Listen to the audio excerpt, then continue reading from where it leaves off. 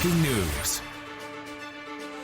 It is 2:38 a.m. in Milwaukee, Wisconsin, and CNN can now project that Milwaukee County Executive David Crowley will win the Democratic nomination in the race for the governor's mansion in that state.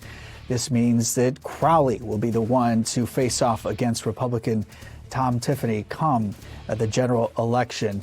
This has certainly been a tight race from the very beginning as he was facing up against fellow Democrat Francesca Hong. So what will this race look like for the next few months? Let's go to Richard Johnson, who's a senior lecturer in U.S. politics at Queen Mary University of London. He joins me from Oxford, England. It's great to see you again, Richard, with the breaking news now that CNN now projecting that David Crowley, as expected in the last couple of hours, will be the one to advance to the general election.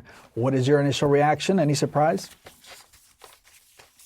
This is a huge upset. If you look at the polls leading up to this race, Hong was leading Crowley in most of the polls by as many as 20 percentage points, with 10 or fewer percentage of voters undecided. And so this is a real polling miss that actually reminds me of what we saw last week with the Michigan Senate race, where there Haley Stevens nearly defeated Abdul El-Sayed, which was unexpected. And it's in both cases, we see a pattern where the more moderate candidate, Stevens in Michigan and Crowley in Wisconsin, are far overperforming their polling. And polling it's a very difficult exercise. We still don't quite know why the polls are so far off. I have a couple of thoughts on that. One might be that we see greater enthusiasm from more left-leaning Democrats to participate in polls. So that would be a kind of response bias as to who fills out or responds to a poll. The other is about weighting turnout. And that may be what we're seeing here. It's very difficult when you're doing a poll to estimate different groups in the electorate as to who's going to actually turn out. It's one thing for them to say they'll vote for a candidate. The other thing is, are they going to show up? And I wonder if the pollsters in Michigan and Wisconsin have quite substantially underestimated the turnout of more moderate Democrats. As the more conventional Democrat, Richard, what does facing David Crowley mean for the Republican Party as a whole? Well, Wisconsin it's a purple state. It's a state that has flipped back and forth between Democrats and Republicans at presidential level. And it's also a state which has elected Republicans to statewide office in recent years.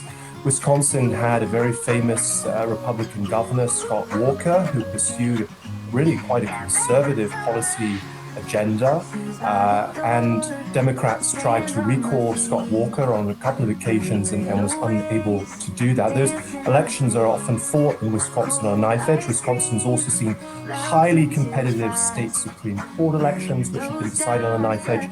And I do wonder if what we're seeing here in this victory for David Crowley is the argument of electability over ideological purity. Is it the case that Democrats wanted a winner who could defeat the Republicans, and that's what mattered more to them than whether or not Crowley had signed up to some of the more kind of left-leaning positions on, say, ICE or defunding the police? Going to Francesca Hong, what do you think that Democratic socialists are taking away from this, Richard, especially for when it comes to that segment of the party and its future?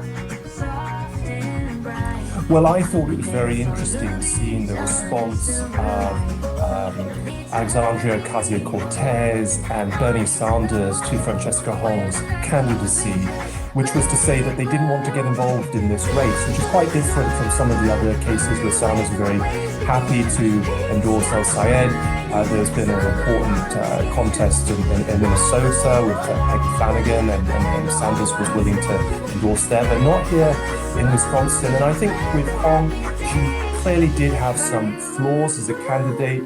Particularly some of the comments that she had made. There'd been a lot that had been made about this comment she made in 2020 about cancelling Thanksgiving, which came back to Matterhorn to probably somewhat of a trivial point, but I think what it perhaps shows for the Democratic Socialists is the importance of vetting their candidates and making sure that their candidates aren't going to have past statements that then become a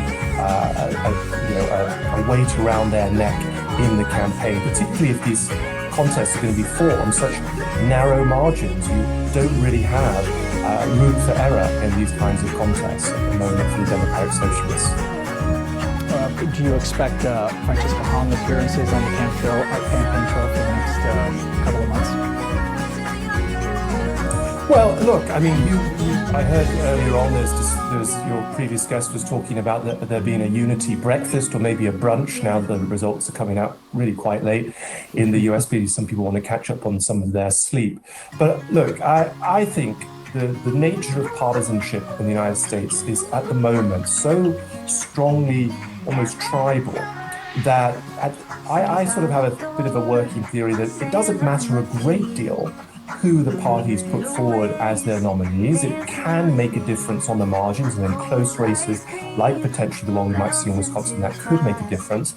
But generally speaking, people who identify with the party, people who are committed Democrats, are going to come out and support the Democratic nominee, whoever that may be. And so Crowley is not some kind of, he's not a conservative. Crowley is a sort of middle of the road Democrat who signed up to, climate justice and all these kinds of other issues the Democrats expect candidates of this day and age to believe in. It's just that on some of the other issues, particularly the kinds of positions that some candidates were taking during the pandemic about defunding the police and abolishing ICE and so on, he's been a bit moderated in his message. But I don't think that would prevent Democrats from coming out and voting for him in November. So I don't see an issue with Hong campaigning for him. I don't think he's taken any positions that would stop her from campaigning for him. Sure, without a doubt. I'm sure we're going to see plenty of support in the progressive movements supporting David Crowley in 3 months' time. Richie Johnson, always grateful for your political analysis. Thank you so much for your time. Thank you. David Crowley securing the Democratic nomination in the state of Wisconsin in the race for governor. And with that, we'll be right back.